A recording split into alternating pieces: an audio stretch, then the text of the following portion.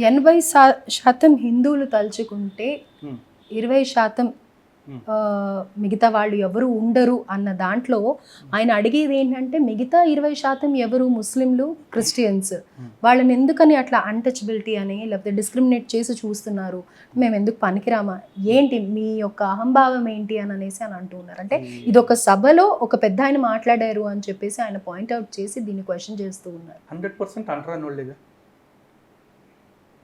Hindus కానీ మిగతా వాళ్ళందరూ అంటరాని వాళ్ళే.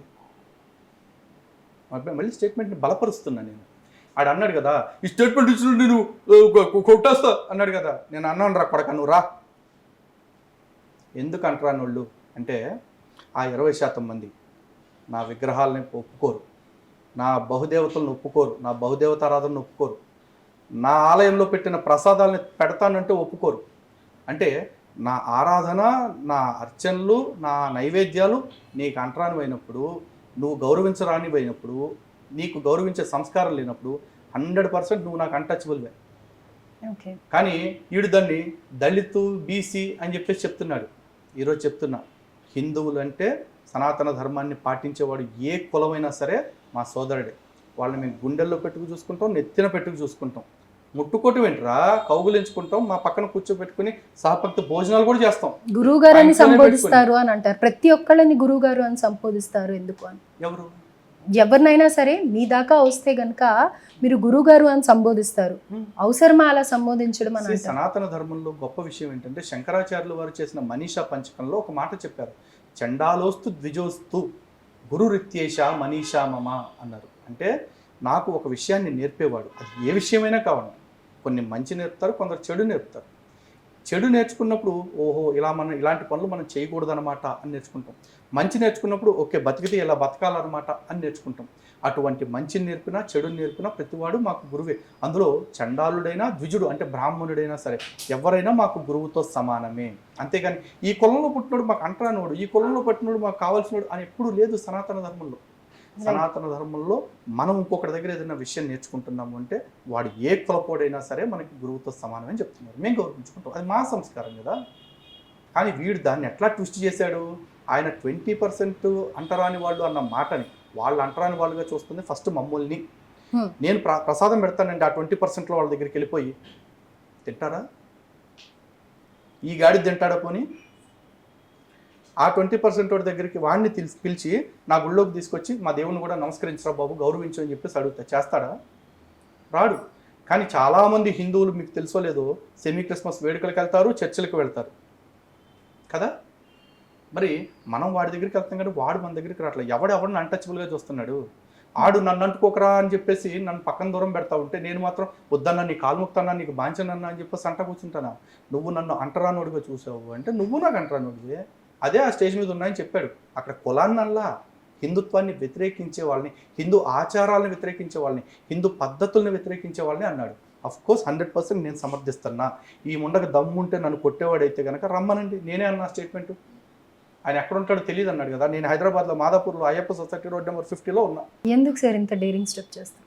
డేరింగ్ స్టెప్ ఏముంది, నిజాయితీగానే ఉన్నాం. నేను ఇక్కడ ఏ కులాన్ని అంటే ఇంకా రెచ్చగొట్టడమే అవుతుంది కదా, దీనికి ఎండ్ అనేది లేదా? అంటే నెక్స్ట్ జనరేషన్స్ కి ఏం అందించాలనుకుంటున్నారు? నేనేం రెచ్చగొట్టాను చెప్పండి. వాడు కొడతానన్నాడా, నేను కొడతానన్నానా? కాంటెక్స్ట్ అర్థం చేసుకోకుండా హిందువులకు జరిగిన అన్యాయం గురించి రాయచోటి సభలో ఒక వ్యక్తి మాట్లాడితే ఆ సభలో మా ఆవేదన ఎందుకు ఆ వ్యక్తి అలా మాట్లాడాడు, ఎందుకంటే 1300 సంవత్సరాల నుంచి జరుగుతున్న ఊరేగింపు ఎవడో మధ్యలో కట్టుకున్న మసీదు కోసం దాన్ని మానేసుకోండి మార్చేసుకోండి అంటే మేము మార్చుకోం కదా. ఈ దేశంలో 20% లోపు ఉన్న మీరందరూ కలిసి మాకు ఆర్టికల్ 25 ఉంది అంటే 80% ఉన్న మాకు ఆ ఆర్టికల్ 25 పనిచేయదా? మాకు ఉంటుంది అదే మత స్వేచ్ఛ. ఆ మత స్వేచ్ఛను ఆధారంగా చేసుకుని మేము మా యాత్రలు చేసుకున్నాం. దాన్ని అడ్డుకున్నప్పుడు, దాని మీద దాడి చేసినప్పుడు ఆయన స్పందించాడు. నువ్వు కాదుగా తప్పు చేసినోడివి, నువ్వెందుకు భుజాలు తడుకుని ఇలా గుడుగులు కొడతాను అన్నావు. నీ బతుక్కి నువ్వు పట్టుమని 10 నిమిషాలు నిలబడి మాట్లాడటం చేత కాదు, పట్టుమని 10 కిలోమీటర్లు నడవటం చేత కాదు. వీడు ఒక ఉబ్బసం పేషెంటు, వీడికి ఎందుకు ఆ పౌరుషాలు? ఇందులో నేను రెచ్చగొట్టింది లేదండి, నేను నిజాలు మాత్రమే చెప్తున్నాను. ఒకవేళ అజయ్ బాబు డిబేట్కి వస్తే మీరు రెడీయా డిబేట్కి రావడానికి? Of course yes. ఎవరిది ఉత్తమమైన మరణము చెప్పమనండి, యేసుదా రాముడిదా? అది చూసుకుందాం, దాని గురించి మాట్లాడదామని చెప్పండి. Right. యేసు అసలు త్యాగమే కాదు ఫస్ట్ ఆఫ్ ఆల్. ఎందుకంటే యేసు మన పాపాల కోసం తన రక్తాన్ని చిందించడానికి సిద్ధపడిన వాడైతే కనుక, నాన్న చంపకుండా చూడు నాన్న, నాన్న నన్ను కాపాడు నాన్న, నన్ను చెయ్యి ఎందుకు వదిలేసావు నాన్న అని అడుక్కోడు. ఒకవేళ యేసు నిజంగా త్యాగం చేసే ఉద్దేశం ఉంటే కనుక, మళ్ళీ 3వ రోజు లేచే శక్తి ఉంది అనుకుంటే కనుక, 3 రోజుల క్రితం యేసు చచ్చిపోయి అది త్యాగం కింద అవ్వదు. ఎట్లాగో బతుకుతానని తెలిసిన వాడిది చనిపోతే త్యాగం అంటారా? అండి, నా దగ్గర ఒక ₹1,00,00,000 ఉంది, మీరు అడిగారు ఓ 10 లక్షలు, సరే అండి 10 లక్షలు ఇస్తాను, నాకు ఎప్పుడు ఇస్తారు అన్నాను అనుకోండి. మీరు ఒక వారం గడువు పెట్టారు, వారం తర్వాత నాకు ఇచ్చినప్పుడు, అబ్బో ఆవిడకి మన డబ్బులు కావాలంటే 10 లక్షలు నేను దానం ఇచ్చానండి అంటే కుదురుద్దా? తిరిగి తీసుకుంటున్నానికి ఇచ్చాను అంటే నేను అప్పు ఇచ్చినట్టు, దానం ఇచ్చినట్టు కాదు కదా. యేసు చేసిన దానం కాదు, ప్రాణ త్యాగం కాదు. ఎట్టాగో బతుకుతానని తెలిసి తెచ్చాడు, ఆయనది లెక్క లేదు త్యాగం కింద. ఒకవేళ యేసు నిజంగా 3వ రోజు లేచాడు అనేది వీళ్ళు నమ్మితే కనుక, ఇంకా మరి ఎందుకు చర్చిల దగ్గర సిలువు బొమ్మే పెట్టుకుంటాడు? ఖాళీ సిలువును పెట్టుకోవాల్సింది. ఇజ్రాయెల్లో సమాధి ఉంది కదా, దాని మీద రాస్తారు ఆయన ఇక్కడ లేడు అని చెప్పేసి. ఎందుకంటే 3వ రోజు లేచి వెళ్ళిపోయాడు కాబట్టి. మరి ప్రచారం చేసుకోవటానికి మాత్రం సిలువు మీద ఏలాడుతున్నట్టు ఎందుకు పెడతారు? ఇంకా అంటే సానుభూతి క్రియేట్ చేయడానికి డ్రామాలా?